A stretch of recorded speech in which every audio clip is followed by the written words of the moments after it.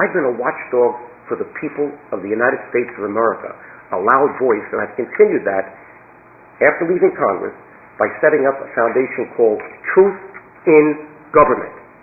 And you should have one of these in every country in the world so that you don't rely just on the government to tell you what the budget crisis is and what the deficit is and what the debt, because many governments are lying, just like the United States. They don't compute their debt the right way. You can't believe what's off the books until you read this book. But after 25 years, now the debate is starting in the U.S. Congress, and they're recognizing, well, maybe we have to now include those unfunded pension liabilities and entitlements that we haven't calculated, but they are calculated because the Securities and Exchange Commission requires it of publicly traded companies. Why? To protect shareholders and their assets. What are we going to protect? The taxpayers and the citizens. So this book makes the case there should be no double standards when it comes to accounting, financial management, financial reporting. I don't want to see the government shut down. But we cannot go on any further with the debt levels we have. If you think there's a European debt crisis, you watch what happens in the United States of America in the next few years.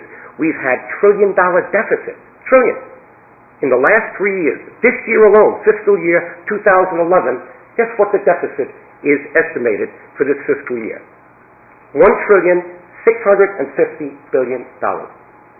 And look at the nonsense we just had on Friday before shutting the government down to determine whether or not we were going to cut $33 billion or $61 billion.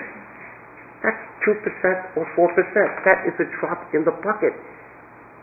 So we got a big problem, and it's coming up again in 2 weeks. That's what it's called. The debt ceiling limit. Why? You cannot spend money in the United States of America before you pass a bill raising the debt ceiling. And that's one of the problems we have. That Congress has been willy-nilly, every time we run out of money, okay, raise the ceiling, spend as much as you want. So what do you do with it? Add it to the national debt. But that's the bonded debt. That's not the debt that's off the books. So if the United States is doing it, you can imagine how many other countries are doing the same thing, because we don't have international accounting standards. There may be international accounting standards that are emerging to apply to publicly traded corporations to protect you if you want to buy stock, but I don't see it yet in the public sector. This is going to be a big challenge for us in the future. So I brought this book for you, and just to give you a sense for why you need to read this book, I put a 40-page introduction on top of the old book to update the numbers, okay?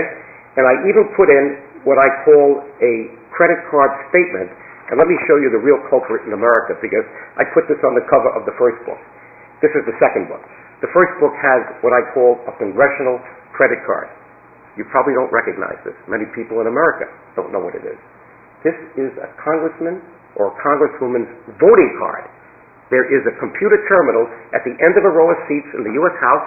You put this in, 435 names go up in lights, and they can tell how you voted, very transparent, by green, yes, red, no, yellow, present, if you want to abstain.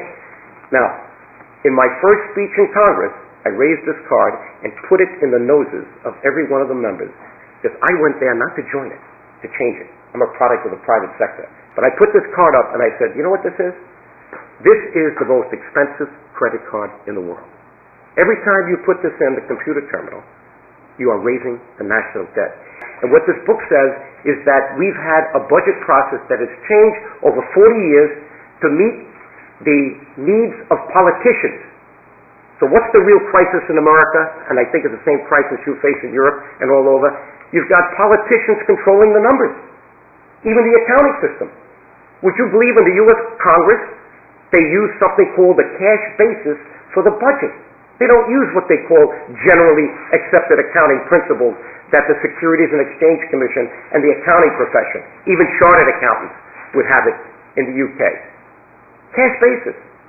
That's the most easily manipulated basis in the world, because you don't record an expense until you write the check. It's not when you get the bill. Under the accrual basis, when you get a bill, it's an expense. When you have the right to receive something, it's income. That is pure in its economic sense of where you stand financially, not the cash basis. And yet we're still on that, and I'm calling for it to change. So here I raise this card and I tell people, and I put it in my ad when I ran for the Senate, because people like visuals on TV ads, and I said, this card has no limit. Your credit card, same size, Visa or MasterCard, you know what the limit is. The bank calls you up, and you can't change that limit unless you do something fiscally responsible and convince the bank that you have a better balance sheet than you first did when you applied, and that doesn't happen too often, especially these days.